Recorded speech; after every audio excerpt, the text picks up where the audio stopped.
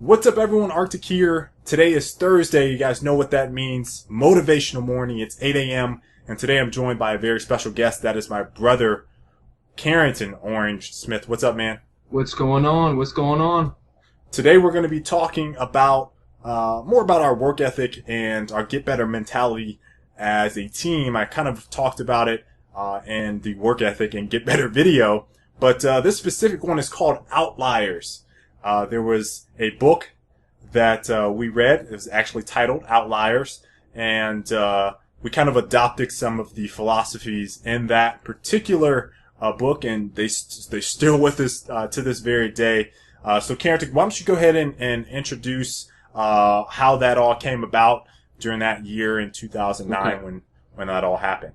Yeah, so this is one of the most exciting things that I latched onto as a gamer. Back in 2009,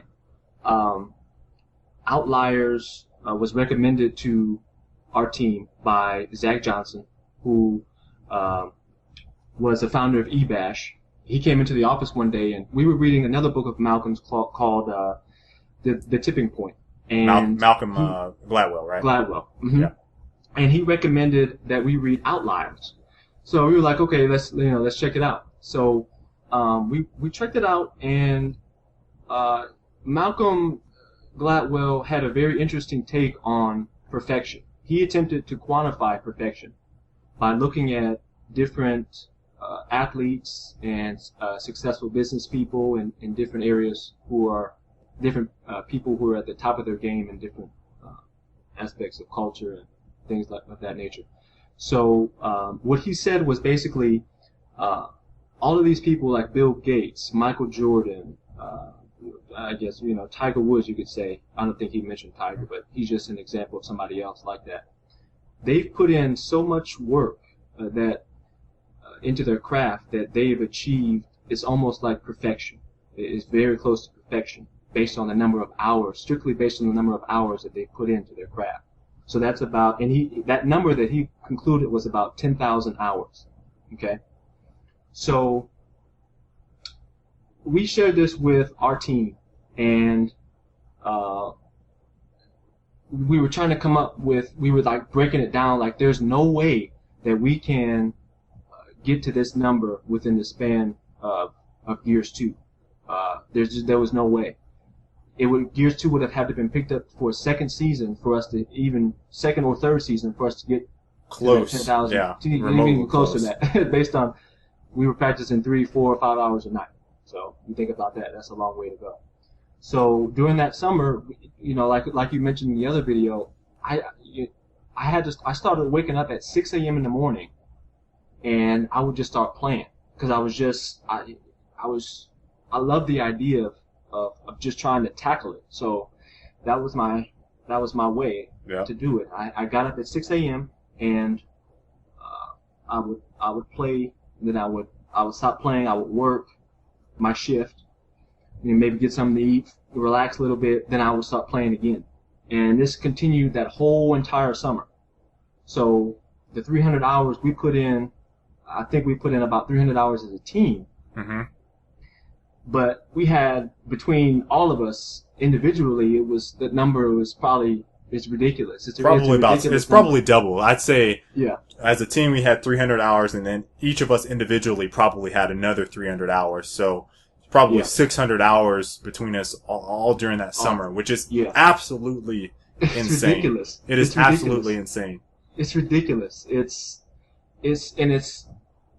like, man, as a gamer, that's just how I am as a gamer. I'm very competitive. I hate losing. And Columbus did that to me. I feel like I just snapped, and I wanted to win so bad.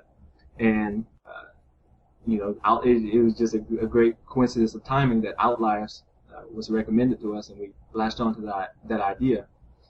But the main thing that benefited us was based on the amount of hours we played, and all the different teams that we played, not just top 8 teams. We were able to see every single move that a player could make, or that a team could make, and adjust accordingly. So it's like this. The idea is a team has a set number of moves that they can make, and they can only choose one. So if we as a team know every move, we're better equipped to stop them. We're better equipped to stop them and proceed with our strategy.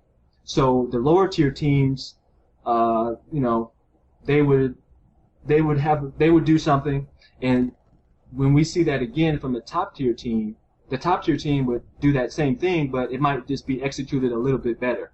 Right. But we've seen it, and we were still able to adjust and make the stop. It may have been a little bit tougher, but we were able to still do it. Right. And that's the key of so many hours played, is you get that type of exposure.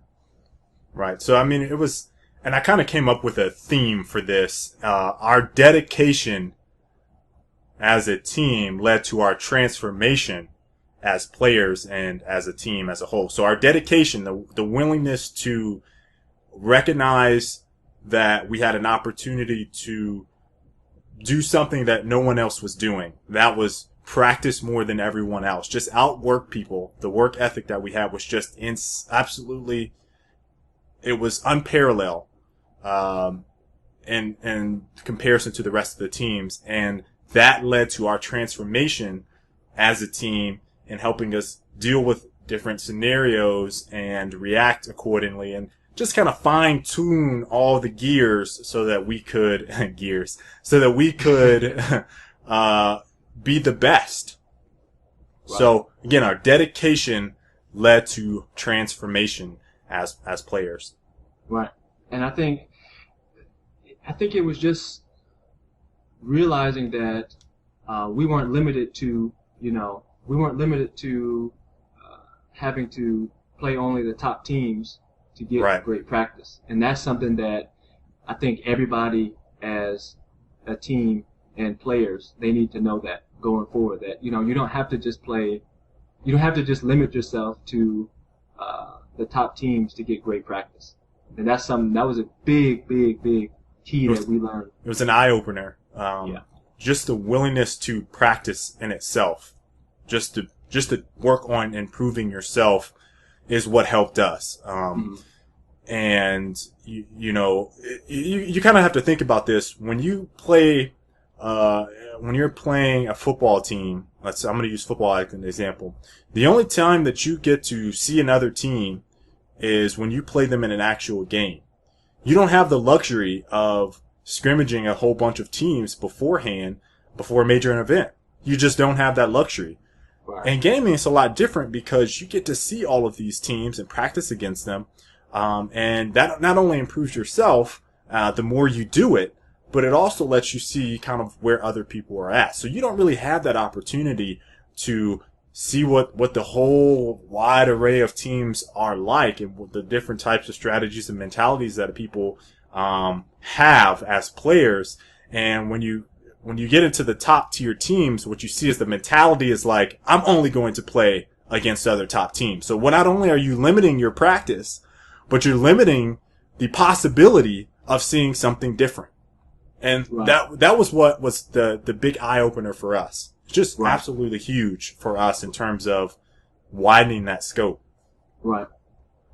And I think as players, I like this analogy, or this comparison. As players, we weren't necessarily the best team, but so we had to find out what things different we could do to win. And I think the comparison that I like is like Batman. Batman is not the strongest superhero, but he is one of the smartest. He's able to outsmart and outthink the opponent. And that's how he wins. That's how he wins his battles. So we were the Batmen of Gears? Yes. we were the Batmen of Gears, and I'm sure that Colin would be able to come up with some type of pun for that. Yes. So, I hope you guys enjoyed this motivational morning. Definitely a little bit different, but it's more insight into, I guess, our mentality. Outliers is an absolutely fantastic book. We read it, 5 years ago. Yeah. And it's still one that I would go back and reread, And I actually have sunk a few hours into some chapters here and there throughout the years just to be like, oh yeah, 10,000 hours. Let me get back on it. But I have the link to that book down in the description if you're interested in checking it out. Thank you, Character, for being on. Thanks for having me. I will make sure to get him on some future ones because he and I share some very similar ideals in life. So thanks again, everyone. Hope you enjoyed it. We will see you later. Peace.